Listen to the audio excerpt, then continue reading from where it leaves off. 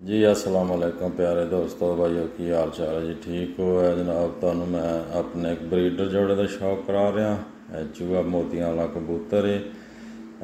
मियाँ वाली दवाया सी एहसन शाह के घर का बहुत अच्छा लाजवाब रिजल्ट है। मोतियां वाली मादी है साढ़े घर की।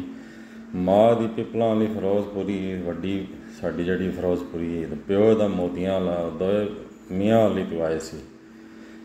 तो इन्होंने दोवों के अलग अलग असी बच्चे ले बड़ा ही अच्छा लाजवाब रिजल्ट दिता इन्होंने।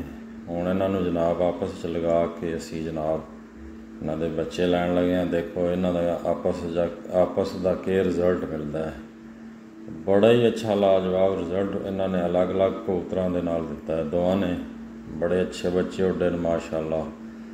तो माशाअल्लाह ज़रूर कहना जनाब शौक करके जनाब साड़ा बहुत ही फेवरेट जोड़ा है।